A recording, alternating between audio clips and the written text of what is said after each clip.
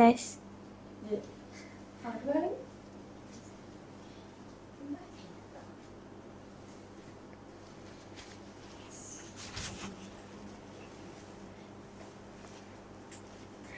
Assalamualaikum warahmatullahi wabarakatuh dan salam Malaysia Madani.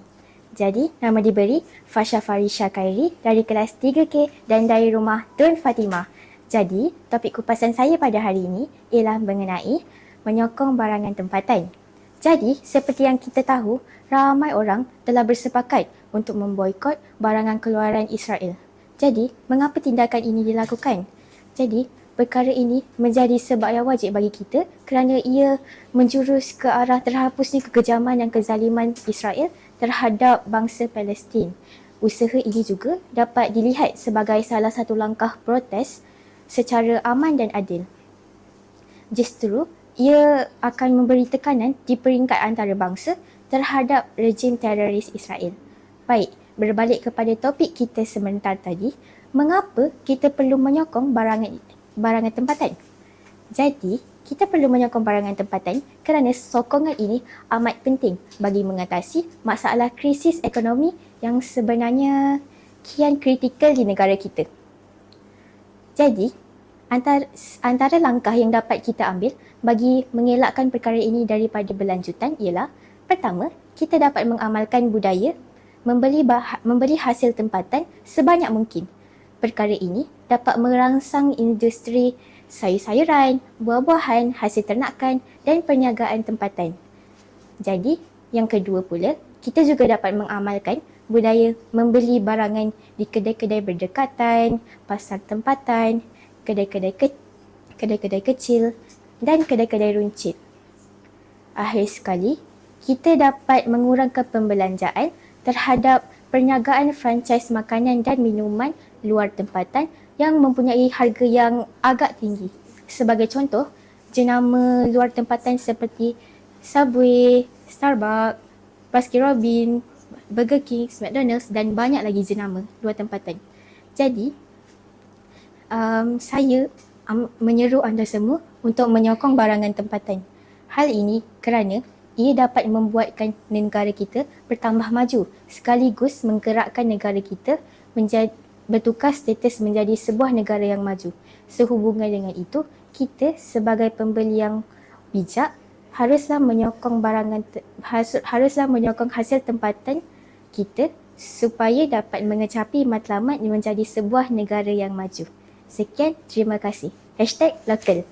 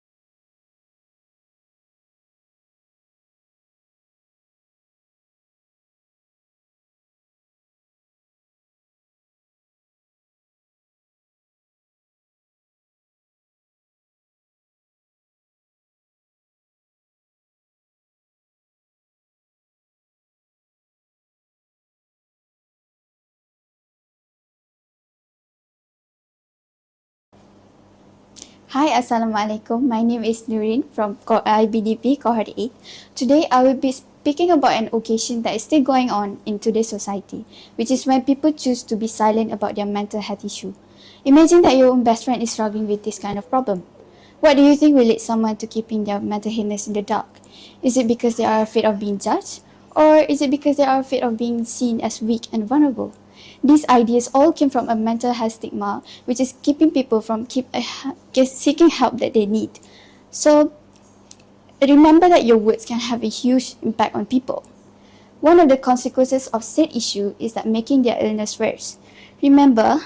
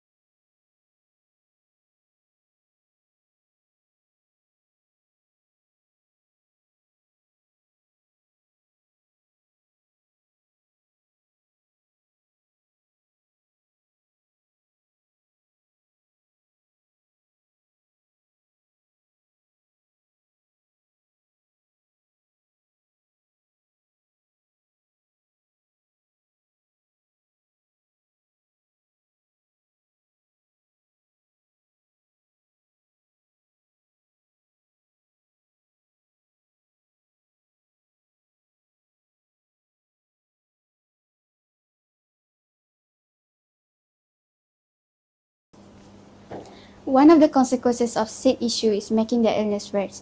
Without support from their loved ones, one may feel emotionally distressed and hopeless. Mm.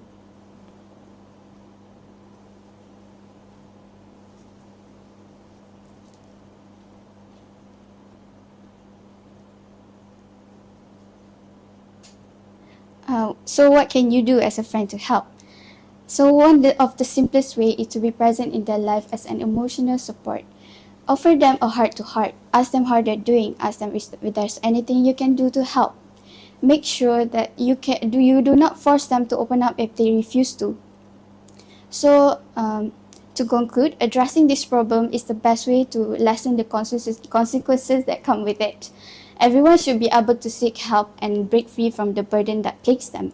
Remember, together we can make sure that no more individuals need to suffer in silence.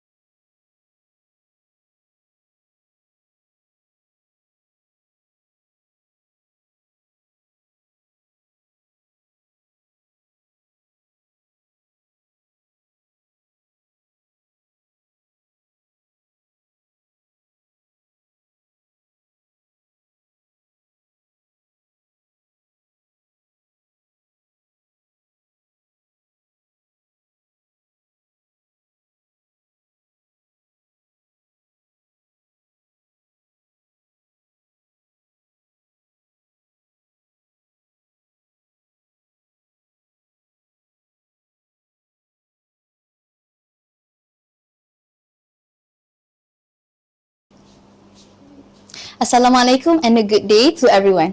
I'm FARHANA AZNEE from IBDP Cohort 8. Today I'll be sharing a speech on judgment. All judgment is self-judgment. In the Korean drama True Beauty, we follow a life of a high school student who transformed herself with makeup, facing judgment and expectation placed on external appearances. Meanwhile, in another Korean drama, My ID is Gangnam Beauty, we explore the life of a young woman who undergoes plastic surgery to conform to societal beauty standards, raising questions on self-identity and self-worth and identity. Judging others based on their appearance is not just dumb, it can be damaging. When we judge others based on how they look, we would miss out on the opportunity to learn from and about them, and society will lose out on their opportunity to collaborate. Instead, our biases become our barriers, our words become our walls, and instead of being kind to one another, we start categorizing each other into different kinds. The problem is, the first time we see someone, we think we know enough to pass a judgment. Today, our society is obsessed with appearance. Why? Because I believe no one, not you, not me, or anyone, like to be perceived negatively or incorrectly based only upon our appearance. That's why we try so hard to fit in. When we post something online, we would think about how many likes we are going to get or how many comments that we are going to get. We tend to judge faster than running across the field onto the finish line. Instead, why don't we judge people instead of judging people based on their appearance, why not we judge them by their actions, by the stories they share, or by their contributions to society? Why distinguish which one is which? Instead, we need to start judging our judgments. This whole idea of judgment is most importantly the first step. It is the first step into quicksand because pretty soon we'll be going from judgment to prejudice and from prejudice to discrimination because all it takes is for one person to judge. In our college, we must absolutely avoid taking this first step, and there are two steps that we could do. Firstly is to look kindly upon everyone that we meet. That it doesn't matter what people look like or where they come from. At the end of the day, what matters is how they can help us grow. And most of the time, it's the people who look different from us that teaches us the most. The second thing is to look at the upside, the positive, rather than the downside of people who look different from us. Then and only then, we can move beyond a world full of labels into a world of love. Once again, all judgment is self-judgment. With that, I thank you.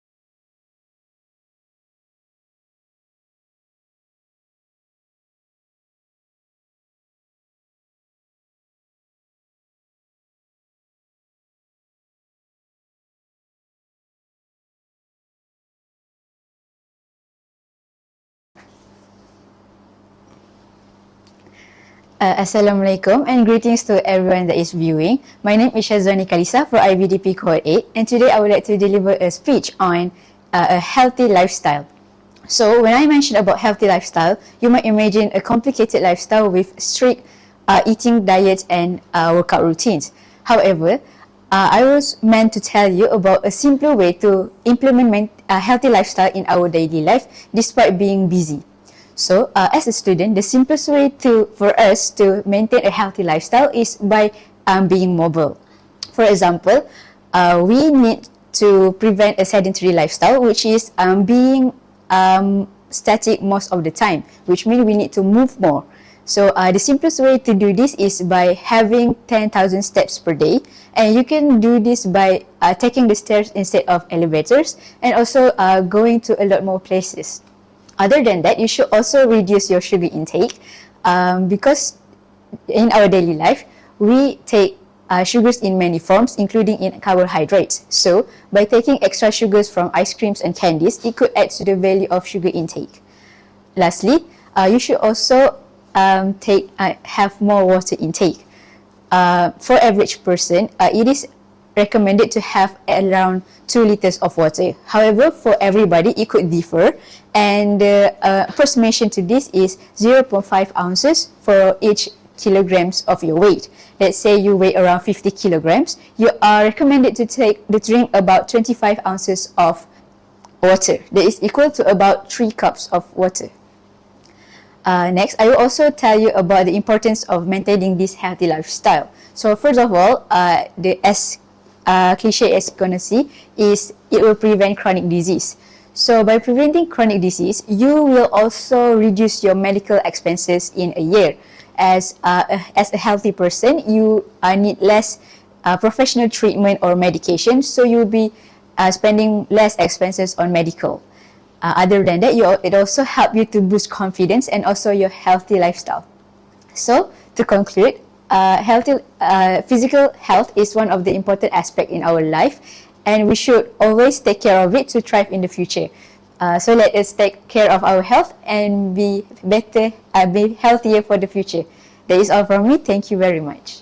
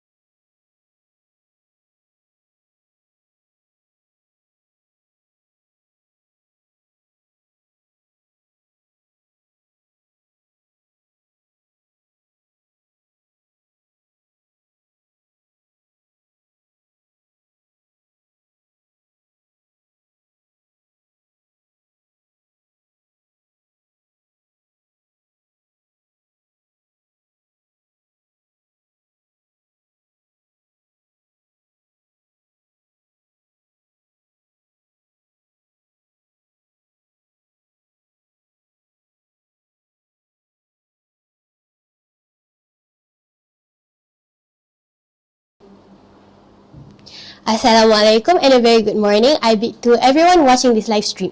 So for today, my name is ADILA ZUKRINA binti AHAMAD ZAIMI and I'm from class 4C and house Masri. So for today, I will be taking on the topic which is importance of good manners. So first of all, what is defined as good manners? Good manners is when someone applies the good things in life, such as maybe just the simplest things in life, in terms of maybe cleaning up the laundry in your house, or maybe just speaking in a good tone, speaking with good words with someone else, and many others. So now I will be moving on to my first point, which is the importance of good manners is to show kindness, display respect, and also to show gratitude to someone. So when I say this, okay, let's give an example. So for an example is us us at home with our parents. So when we go back during our school holidays, we tend to completely isolate ourselves in our rooms, catching up with the outside world, and just not basically paying attention to what goes on at home. So with that, how do we imply these good manners? So to imply these good manners at home is just to do the simplest things, the simplest acts of kindness, which is for instance, you cleaning up after a meal at home, helping out with the dishes. Other than that, you just asking your parents or asking your family members how are they doing, how was their day, and many more. So when we imply these good manners in our daily life, we get to show our gratitude to the loved ones around us.